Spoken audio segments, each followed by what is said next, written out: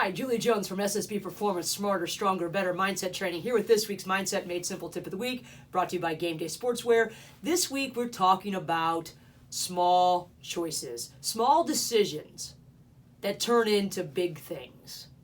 And it all started yesterday when I was walking my dog. If I walk far enough out of our neighborhood, I come to a relatively busy intersection. And close to that intersection are a couple churches. So on Sunday, a guy stands there with his sign and asks for money. And as I was walking the day before yesterday, I noticed that there were pennies on the ground, right where this guy stands. I didn't think a whole lot about it. I just walked. I was sort of in a hurry, walked the dog, came around the corner, came back, saw him again, walked on by. But yesterday, it really struck me. And on the way back by those pennies, I stopped and took a picture. And then I started to really think about choices. I thought about my choices, my parents' choices, this guy's choices. And then it got me to think about, gosh, the choices that my parents made really affected my whole life. Had they chosen to buy a house where my mom grew up, and a house that they looked at before I was born, my whole life would have been different. The people I met, the experiences that I had. In fact, the choice that they made to buy the house in Akron where I lived significantly has influenced the house that I live in now. It's crazy. And the opportunities that I have now, and the people that I know now, and the success that I've been able to achieve now. And I thought about all this within like a quarter mile, those pennies laying on the ground. And then I started to think about the choices that that guy is making of leaving those pennies there. They're not significant enough for him to take with him. He obviously hasn't heard the question I ask the teams that I work with about, would you rather have $1 million or would you rather have a penny doubled every day for 30 days? What would you choose? If you have $1 million, you have $1 million. That's awesome. I'll take $1 million. But if you were patient enough to wait 30 days to let that penny double, you'd have over $505,300,000. And if you waited 31 days, you'd have over $10 million. That is the compounding effect. And it makes me think that on Sunday, I need to walk up there and tell him what author Darren Hardy says, is that small choices plus consistency plus time equals significant results. So the question is, what are we doing? What are the small choices that we're making? And how are they adding up?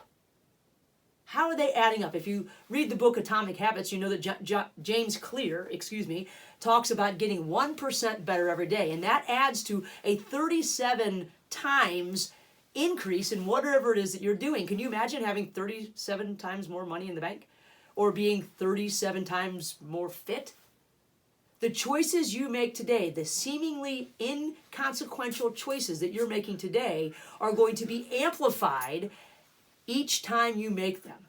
Today's success is based on yesterday's effort and choices, or our lagging indicators, whatever that is. We are the result today of our lagging indicators. Those things catch up with us. If I don't work out for a week, it catches up with me. If I eat a cheeseburger every day for a week, I'm not going to notice it in day one, but I'm going to notice it later. Things compound. So the question is, what choices are we making? It's the small choices in life that really affect us. The big choices, certainly, where you're going to go to college, all those kinds of things make a difference. But for sure, the daily choices that we make, like the daily choice of getting up and working out, I didn't do that today. So I had to rearrange my whole afternoon to make sure I got my workout in. And then I have like a sense of guilt for some reason that I'm doing that, and I could have had it done at 6 o'clock in the morning. I could be using my time more wisely during that time, even though working out is very, very important to me. So what do we need to do to get consistent with good things to be better? Well, the first thing we need to do is start to track. Where do we spend our money? What are we doing on a daily basis? Where is our time going? That's the question I need to ask myself, because all of a sudden it's time for the bus to come home. And you know what happened when the bus comes home? A boy gets off of it, and then everything else is up for grabs. But if we start to measure what the choices we're making are turning into, what significant results are we getting out of them, good or bad, now we have something to work with. Years ago, when I was at Cleveland State, I went to the NCAA NACWA Institute for Administrative Institute. It was awesome. And I heard time after time after time from these great leaders that if you don't measure it, it doesn't matter. How do we improve or change anything if we don't measure it? So my challenge to you this week is to measure something. Choose one thing. How many snacks are you eating? I know I've got a problem because every time my dog walks through the kitchen, he stops there because he thinks I'm going to stop there and drop something. So maybe I should measure every time I go there. And if I measured every calorie I ate when I stopped and took a snack, I would probably fall over from disgust. But how can we make our choices work for us? One of the biggest things that we can do in our lives to change is understand that we always have the power to choose one productive thought or one thought period over another. So maybe we measure how many times we tell ourselves what we don't want. Or maybe we measure every time we think back to something that didn't go right, but if it don't find a solution. Maybe we measure every time we bring a problem without a solution. Maybe we measure where our mind goes when we're trying to focus. Whatever it is, small choices plus consistency plus time equals significant results. So my question to you today is this: what are you going to measure? Because the truth of it is, we don't have to be 2 times better than our competition. We have to be 1 second faster. We have to be 1 hit better. And if we are 1 second faster every day, and we get 1 more hit every day, or we make 1 more shot every day, all of a sudden we're really winning.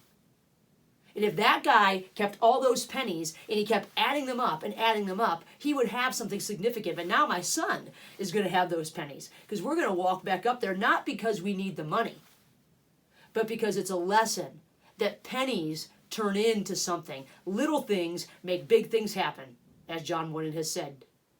And I have said time and time again. Little things make big things happen. It's an endless teachable moment. Shout out to Jason Renee, my buddy who's an author. Great book. Pick it up if you haven't read it. These pennies matter. What are your pennies? What are the things that you need to count? That's the question. And as you start the next year, I would love to come and speak to your team, work with your team on a consistent basis, work with your staff so that you can work with your team on a consistent basis and turn small choices plus consistency plus time into significant results in the mental game. Reach out to me at juliej@ssbperformance.com. Have a great week. Count your pennies. Manage the moments.